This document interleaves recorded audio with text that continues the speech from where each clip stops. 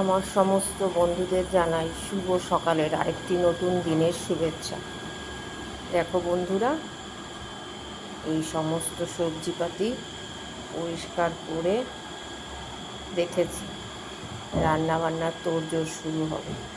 তাই ভাবলাম তোমাদের সাথে একটু শেয়ার করি।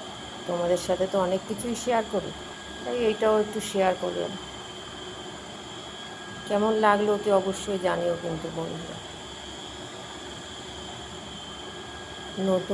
এখন তো নতুন ফুলকপি উঠেছে, এই ফুলকপি খেতে মজা। এর পরেরগুলো আর ভালো লাগবে না খেতে, জানো তো।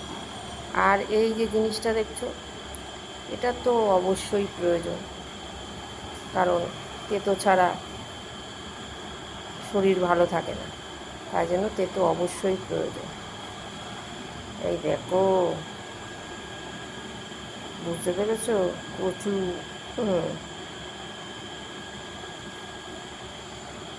তাহলে বন্ধুরা, তোমরা সকলে ভালো থেকো এবং সকলকে ভালো রেখো, এই বলে আমি আমার বক্তব্যটা শেষ করলাম। ভালো লাগলে অতি অবশ্যই তোমরা লাইক, কমেন্ট এবং শেয়ার করো।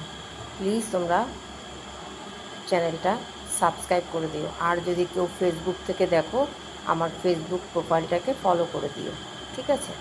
তাহলে এখনকার মতো রাখলাম। তোমরা সকলে ভালো থেকো।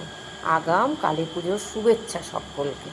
সকলে খুব ভালো করে কালী পুজো কাটাও, দিনটা খুব ভালো করে সেলিব্রেট করো, কারণ আমাদের প্রতিটা দিনই মূল্যবান, ঠিক আছে? আমরা তো জানি না কার কখন কী হতে পারে বা কী হবে, আমরা কেউই বলতে পারি না। তাই আমাদের প্রতিটা দিনই হচ্ছে খুব মূল্যবান। আমরা প্রতিটা দিনই আনন্দের সাথে দিনটা কাটাবো। তাহলে এখনকার মতো রাখলাম বন্ধুরা। সকলে ভালো থেকো এবং সকলকে ভালো রেখো। সকলকে ভালো রাখলে আমি নিজে ভালো থাকবো। আর যদি আমি সবসময় পরের খারাপ চাই, কখনো আমি নিজে ভালো থাকতে পারবো না।